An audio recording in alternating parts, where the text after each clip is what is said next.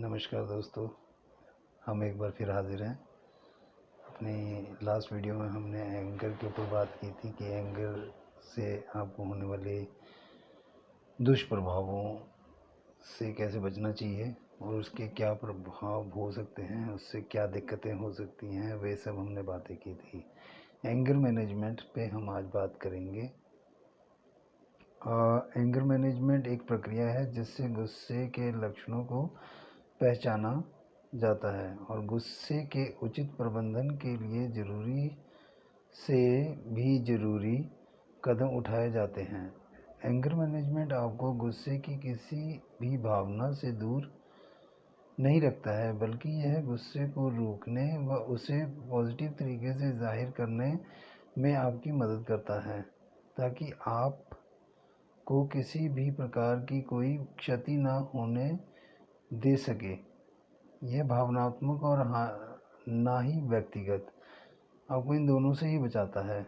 यह समाज में कैसे जीना है यह सिखाता है। अब आप समझ गए होंगे, क्योंकि अनियंत्रित गुस्से से स्वास्थ्य पर तो बुरा प्रभाव पड़ता ही है, यह आपके संबंधों में भी नकारात्मक असर डालता है।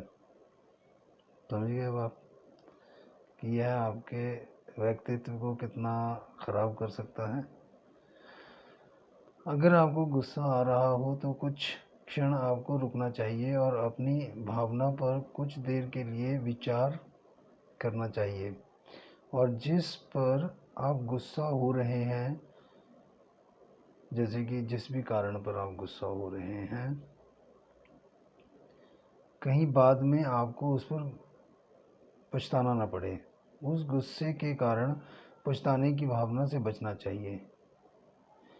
एक और गुस्से को नियंत्रण में रखने का तरीका है, वह यह है कि आपको नियमित तरीके से एक्सरसाइज करनी चाहिए। एक्सरसाइज करने से शरीर सक्रियता स्ट्रेस केमिकल्स को ख़त्म कर देता है और आपको गुस्से की भावना से बचा लेता है। अगर किसी बात या कारण की वजह से आपको गुस्सा आया हो, उसका हल ढूंढने में आपको अपनी पूरी एनर्जी लगा देनी चाहिए और उस गुस्से के जो मेन कारण हैं उनको आपको ढूंढना ही चाहिए। और इससे बहुत सारी चीज़ों में आपको लाभ मिलेगा और सभी कारणों को बचे जिसके कारण आपको गुस्सा आता हो। यह मुश्किल है मगर नामुमकिन नहीं। दूसरों को क्षमा करना सीखें। बार बार किसी भी गुस्से वाली बात या परिस्थिति को याद ना करें, उसे भूलने का प्रयास करें। अपना मन किसी भी ऐसी इस प्रकार की एक्टिविटी में लगाएं जिससे आपको कुछ सीखने को मिलता हो या फिर आप बिज़ी रह सकते हों।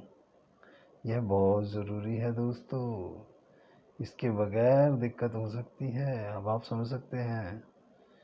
गुस्सा आने की एक बात आम सी वजह यह भी है कि आप अपने आप को दोषी महसूस करने लगते हैं। हल सही नहीं निकल रहा है, किसी प्रकार का कोई हल ना निकल रहा हो, परिस्थिति ख़राब है, आप बार बार अपने आप को दोषी ठहरा रहे हों, जिससे कि चिड़चिड़ापन आ सकता है। यह आपकी आदत में शुमार हो सकता है। इससे बचने का एक ही तरीका है, आपको सकारात्मक सोचना चाहिए। और सकारात्मक कैसे सोचा जाए, यह बहुत ज़रूरी है। जब भी आपको गुस्सा या चिड़चिड़ापन हो, आप अपने दिल पर हाथ रखें और यह दोहराएं, सब ठीक है, मैं ठीक हूँ, हालात काबू में हैं। यह मन ही मन बार बार दोहराते रहें और साथ ही साथ ध्यान करने का अभ्यास करें। ध्यान बहुत ज़रूरी है दोस्तों। ध्यान अगर आप नहीं करते हो तो आपको दिक्कत हो सकती है।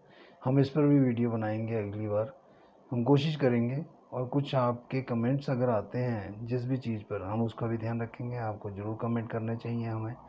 अगर आप हमें कमेंट करते हैं तो हमें अच्छा लगता है, चाहे आप जिस भी माध्यम से हमें सुन रहे हों, मगर आपको कमेंट करना चाहिए दोस्तों। कमेंट बहुत ज़रूरी है, हमारे लिए भी हमारा हौसला बढ़ाते हैं। तो आप प्लीज़ हमें कमेंट करते रहें, जिससे कि सकारात्मक भावना आपके अंदर उज्ज्वल हो। और ध्यान बहुत ज़रूरी है। और अंत में मैं एक बात ज़रूर कहूँगा दोस्तों, अपने पर्यावरण का ध्यान रखें। इस पेंडेमिक में जो हालात हुए हैं वह सबसे ज़्यादा इफ़ेक्टेड हैं कि हमारा एनवायरनमेंट बहुत ख़राब हो रहा है। हमारे एनवायरनमेंट को संभालने की ज़रूरत है। नीम के पेड़ लगाएं, पीपल के पेड़ लगाएं। पीपल से हमें ऑक्सीजन ज़्यादा मिलती है और नीम कई प्रकार के वायरल वायरस को एटमॉस्फेयर से ख़त्म करता है। तो आपके यहाँ अगर कभी भी कुछ हो रहा हो, एनवायरनमेंट से थ्रू कोई पेड़ कट रहा हो, कुछ कर रहा हो, उसे रोकने का प्रयास करें और इस मुहिम में हमारे साथ जुड़े रहें। धन्यवाद दोस्तों।